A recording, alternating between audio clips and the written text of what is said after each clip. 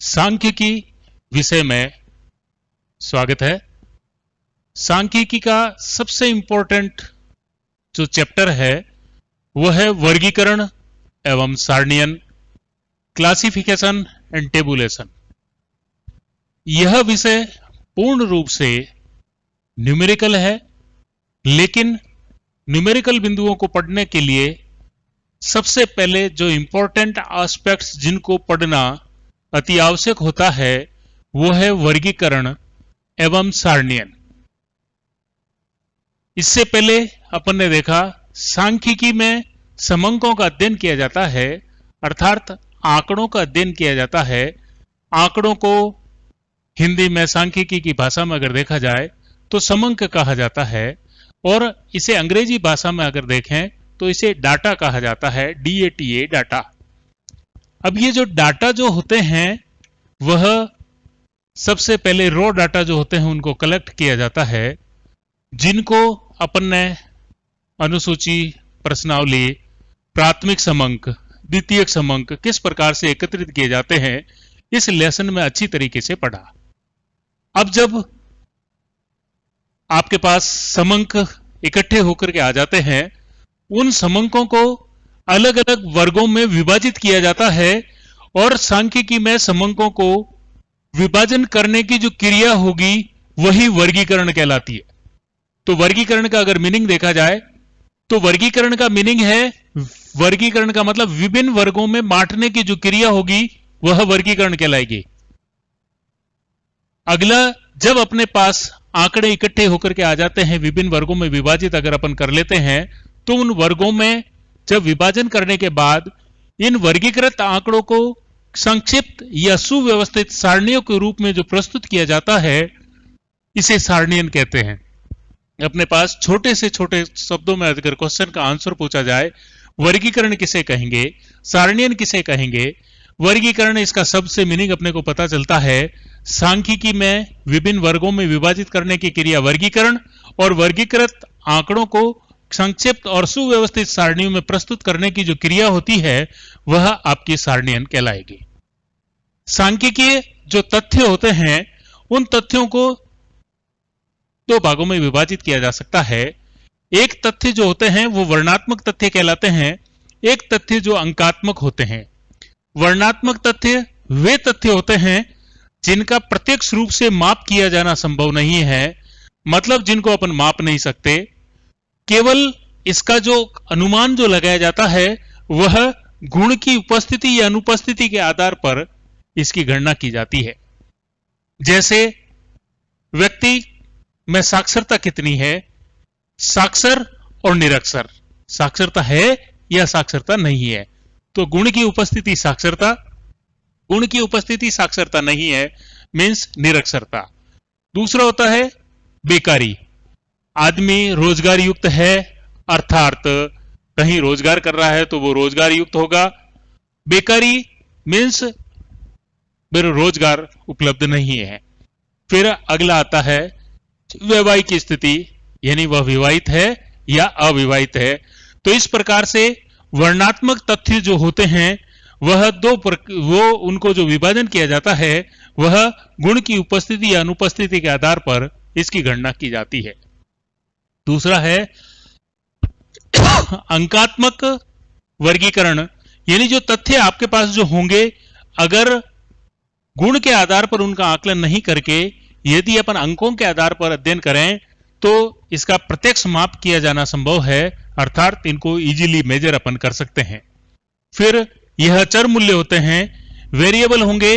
Variables का means इसका अंकों में मान लिखना निश्चित तरीके से हो सकता है।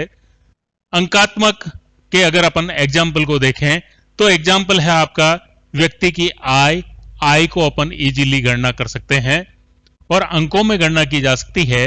ऊंचाई, यानी एक व्यक्ति की ऊंचाई कितनी होगी, अलग अलग व्यक्तियों में ऊंचाई अलग अलग होगी तो उनकी ऊंचाई का कैलकुलेशन किया जा सकता है।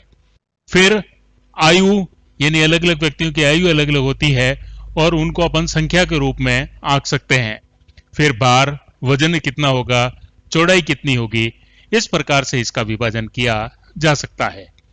अब जब आपके सांख्यिकी तथ्यों के प्रकार वर्णात्मक और अंकात्मक हो गए तो इनके वर्णन की जो रीतियां हैं वो कौन कौन सी होगी। वर्णन की रीतियां या वर्गीकरण की रीतियों को भी फिर दो भागों में विभाजित किया गया है। पहली वर्णन की जो रीति होगी वह आपकी जो होगी वर्णात्मक विशेषताओं के आधार पर अगर अपन विभाजित करें तो आपकी जो वर्गीकरण की रीति होगी वह गुणात्मक मेथड कहलाएगा। और दूसरा जो मेथड संख्या के आधार पर अगर अनुमान लगाया जाता है तो संख्यात्मक वर्गीकरण कहलाएगा।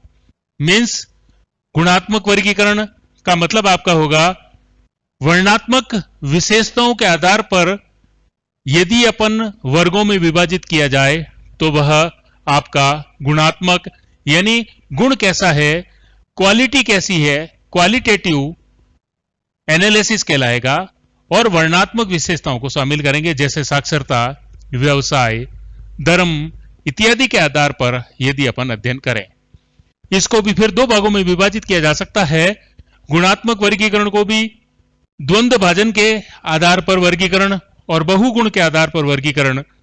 द्वंद्व भाजन के आधार पर यदि वर्गीकरण को शामिल करें तो उसमें एक गुण की उपस्थिति या अनुपस्थिति के आधार पर यदि अपन आकलन करें या वर्गों में विभाजन करें तो आपका द्वंद्व भाजन के अनुसार विभाजन कहलाएगा। जैसे साक्षरता के आधार पर किया जाए तो साक्षर है या निरक्षर है, केवल इस आधार पर अगर वर्गीकरण किया जाए तो गुण की उपस्थिति यानी उपस्थित गुण है अथवा उपस्थित नहीं है, इसके आधार पर यदि अध्ययन करेंगे तो द्वंद्व भाजन के अनुसार वर्गीकरण कहलाएगा। फिर आपका है बहुगुण के आधार पर, मीन्स एक से अधिक गुणों के आधार पर यदि अपन अध्ययन किया जाए तो वह आपका बहुगुणी कहलाएगा। जैसे मान लीजिए अपन दूसरा जो एग्जाम्पल लें, एक व्यक्ति साक्षर है, पुरुष या स्त्री हो सकती है, किसी भी जनसंख्या का अगर अपन अध्ययन करें तो जनसंख्या में आपकी पुरुष हो सकते हैं, स्त्री हो सकती है, साक्षर हो सकता है, निरक्षर हो सकता है। फिर अलग गुण वैवाहिक स्थिति के आधार पर यदि देखा जाए तो या तो वह विवाहित होगा या अविवाहित होगा, इसके आधार पर अध्ययन किया जाए तो आपका बहुगुण के आधार पर विभाजन किया करेंगे और बहुगुण के आधार पर वर्गीकरण कहलाएगा। फिर दूसरी जो साइड होती है वह होती है संख्यात्मक वर्गीकरण। इस संख्यात्मक वर्गीकरण को वर्गांतर के अनुसार वर्गीकरण भी कहा जाता है, यानी विभिन्न वर्गों में अपन आकलन करके उसका विभाजन कर दें, उसके छोटे छोटे ग्रुप बना दें और उसके आधार पर अगर अध्ययन किया जाता है तो वर्गात्मक अंतर कहलाएगा।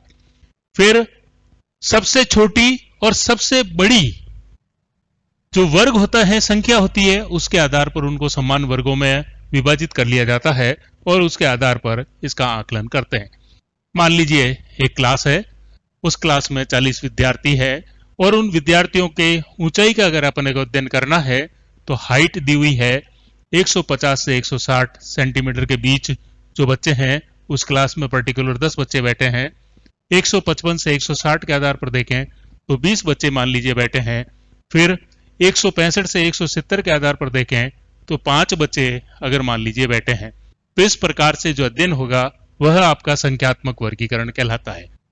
अब इन संख्यात्मक वर्गीकरण के साथ में आपका जो इंपॉर्टेंट चीज आती है कि वह आती है संख्यात्मक वर्गीकरण को किस प्रकार से किया जाएगा।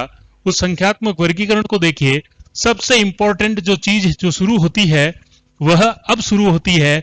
इस अध्ययन को अपन देखते हैं